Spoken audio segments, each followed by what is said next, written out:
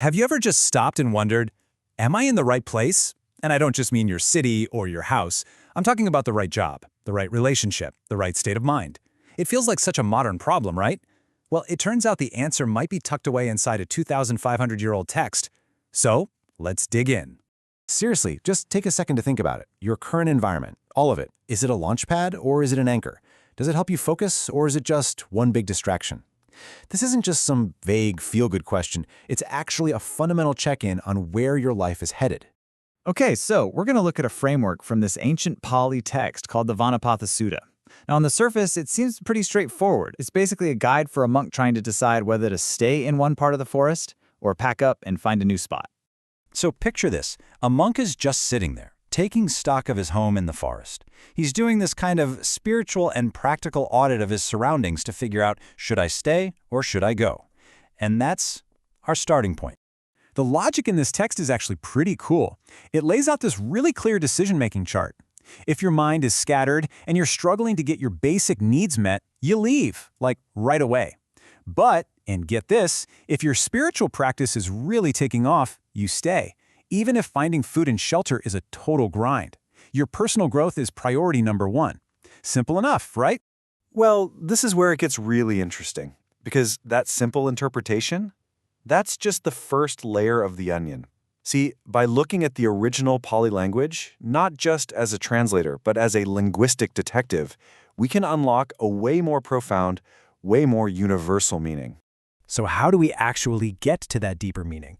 We're not just going to swap one word for another. No, we're trying to get to the original intent. And to do that, we're going to use this ancient method of analysis that looks at the very root, the DNA of the words themselves.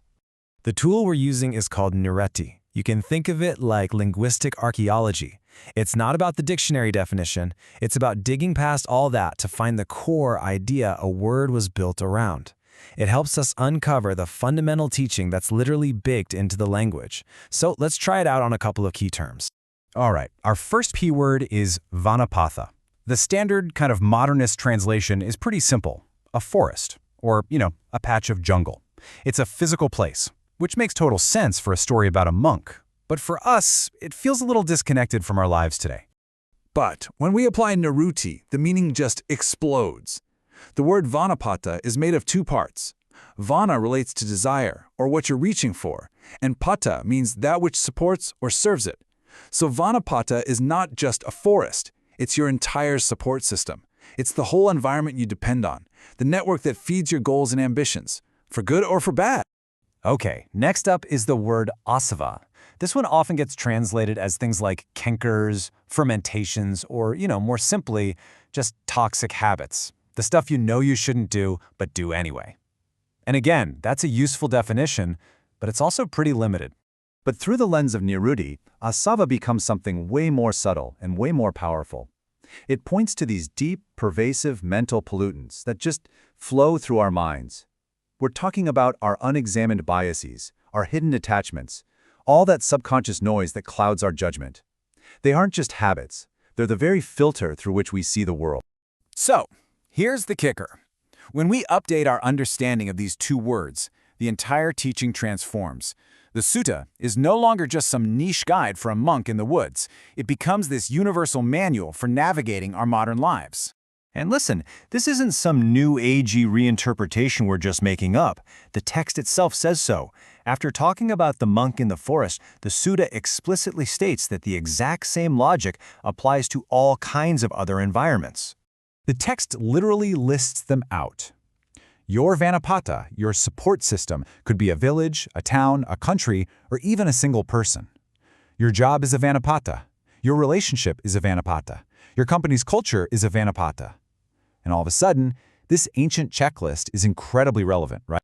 So what do we do with all this decoded wisdom?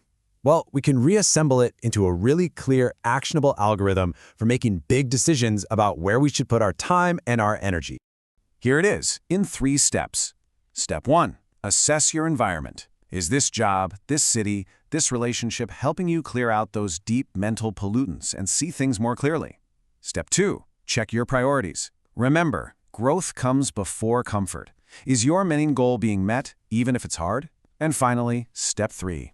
Decide to thrive. If an environment is truly supporting your highest goals, commit to it. And if it's not, have the courage to walk away. And that really just leaves us with one last thought. Take a second and ask yourself, what is my most important Vanapatta right now? And is it the right place for me to truly grow? The answer to that question could change everything.